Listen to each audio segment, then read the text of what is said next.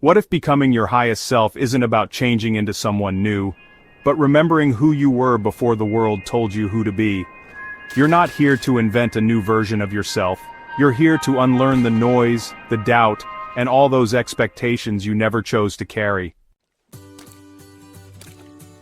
We live in a time where perfection is idolized, flawless bodies, curated lives, highlight reels. But here's the thing, chasing perfection is a never-ending loop. It wears you down and keeps you stuck.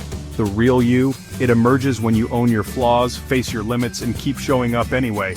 Growth doesn't come from being flawless, it comes from being real. Comparison steals more than joy. It steals your direction. Your path is your own. Your pace is sacred. Focus on who you were yesterday. Are you a bit kinder, a bit stronger, a bit more grounded? Progress is sometimes invisible. It's in the quiet choices, the silent resilience, the fact that you didn't give up.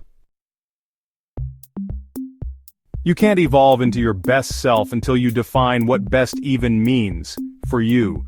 Pause and reflect. What lights me up? What do I truly stand for? Who am I still trying to impress, and is it worth it? When you set your own definitions of success, you free yourself from chasing applause. Clarity doesn't shout, it guides. Consider the story of Mira, a brilliant artist who abandoned her paintbrushes at 19 after a prestigious art teacher told her she lacked originality.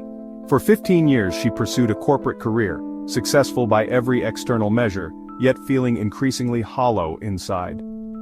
One rainy afternoon while cleaning her attic, Mira discovered her childhood sketchbooks. Flipping through pages filled with wild colors and fearless strokes, she found herself weeping. Those drawings weren't technically perfect, but they held something her polished adult life had lost: pure, untamed joy. The next day she bought new paints. Not to become a professional artist, not to impress anyone, but simply to reconnect with that forgotten part of herself. Her first new paintings were awkward, imperfect, but they were true. 6 months later, Mira still worked her day job, but she'd reclaimed those early morning hours for her art, not as a path to success, but as a return to herself. She hadn't needed to become someone new. She'd simply needed to remember who she was before she learned to fear judgment. The strongest confidence doesn't come from applause, it grows from within. Take the time to explore your inner world, your habits, emotions, thoughts, patterns.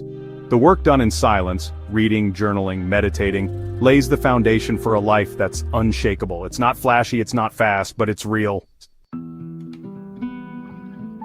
Stepping into your truth isn't just personal, it's powerful.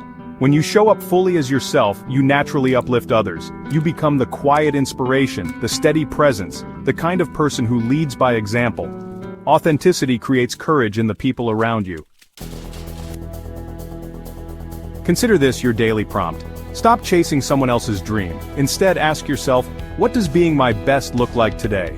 Then live from that answer, not perfectly but with intention. Because this world doesn't need more polished performances. It needs real people, awake, honest, and unafraid to be seen.